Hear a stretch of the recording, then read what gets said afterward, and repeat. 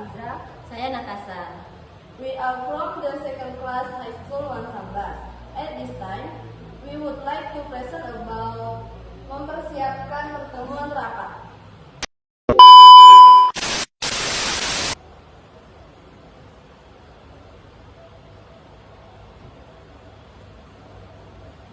Sebelum kita masuk ke materi selanjutnya, saya akan menjelaskan pengertian rapat. Rapat adalah suatu pertemuan antar anggota atau organisasi yang bertujuan untuk merundingkan atau memecahkan masalah yang menyangkut kepentingan organisasi atau perusahaan.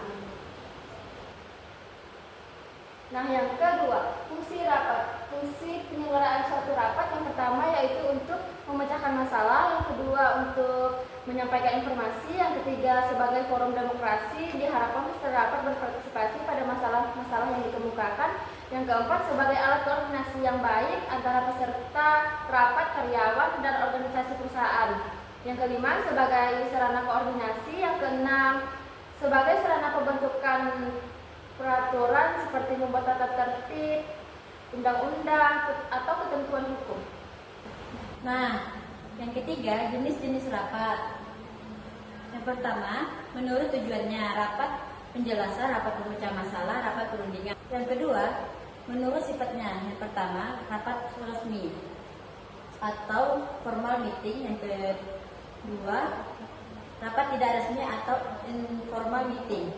Rapat terbuka, rapat tertutup. Lalu yang ketiga, rapat jangka panjang. Menurut jangkanya. Yang pertama, rapat mingguan, rapat bulanan, rapat sementara, rapat tahunan. Menurut frekuensi, rapat rutin atau insiden atau rapat insiden. Selanjutnya, syarat-syarat rapat yang baik. Yang pertama, suasana terbuka. Yang kedua, tidak ada monopoli. Yang ketiga, partisipasi aktif dari peserta rapat. Yang keempat, bimbingan dan pengawasan dari pimpinan. Yang kelima, perdebatan berdasarkan argumentasi, bukan egois. Yang keenam, pertanyaan singkat dan jelas. Yang selanjutnya ada tipe-tipe pemimpin rapat. Tipe pemimpin rapat ada 3, yaitu yang pertama tipe otoriter, yang kedua tipe demokratis, dan yang terakhir tipe laissez-faire. Fungsi pemimpin rapat sebagai pengarah, sebagai penengah, sebagai penyelenggara, sebagai pencari solusinya. Nah, selanjutnya yang fungsi peserta rapat. Yang pertama yaitu sebagai penyumbang pendapat, yang kedua sebagai penyumbang data, yang ketiga sebagai perumus kesimpulan, yang keempat sebagai pembantu pimpinan, yang kelima sebagai penerima hasil keputusan. Dan yang terakhir pengendalian rapat. Yang pertama pengendalian bebas terbatas, yang kedua pengendalian secara ketat, yang ketiga pengendalian gabungan bebas terbatas dan ketat.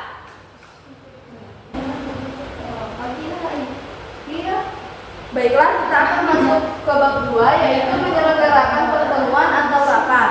Yang pertama ada hal-hal yang harus dipersiapkan dalam menyelenggarakan rapat formal. Yang pertama adalah membuat agenda rapat dan susunan acara rapat. Yang kedua, menentukan peserta rapat. Yang ketiga, membuat undangan rapat. Yang keempat, membuat daftar hadir rapat. Yang kelima, mempersiapkan bahan rapat. Yang keenam, mempersiapkan peralatan dan perlengkapan rapat. Yang ketujuh, mempersiapkan ruangan rapat. Yang kedelapan, mempersiapkan akomodasi atau penginapan. Yang kedelapan, mempersiapkan transportasi. Yang kesembilan, mempersiapkan konsumsi. Yang kesepuluh, mempersiapkan unit kesehatan. Dan yang ke-11, pengecekan persiapan terakhir. Lalu yang selanjutnya, hal-hal yang harus dipersiapkan dalam penyelenggaraan rapat informal. Yang pertama, agenda rapat biasanya hanya satu topik masalah yang harus diselesaikan segera. Yang kedua, undangan rapat biasanya diumumkan melalui jaringan atau internet, melalui SMS ke handphone peserta rapat atau melalui via telepon Lalu yang ketiga, peserta rapat yang diundang biasanya hanya pihak-pihak yang terkait dengan masalah yang akan dibahas. Lalu yang keempat, pelengkapan rapat yang diperlukan disiapkan blok note, pulpen, kalender, kalkulator, dan telepon nirbel. Yang kelima, ruang rapat yang dipergunakan biasanya ruang yang tersedia di kantor. Yang keenam, konsumsi apabila rapat diperlukan akan berlangsung selama 2 jam dan biasanya disediakan makanan, snack atau minuman. Selanjutnya, peran seorang administrasi kantor atau sekretaris dalam penyelenggaraan rapat. Yang pertama adalah MC. MC adalah pembawa acara. Yang kedua, notulis. Notulis adalah orang yang bertugas membuat notula atau catatan hasil rapat. Yang terakhir, penyelenggaraan rapat. Yang pertama yaitu membuka rapat, yang kedua berlangsungnya rapat, yang ketiga penutupan rapat.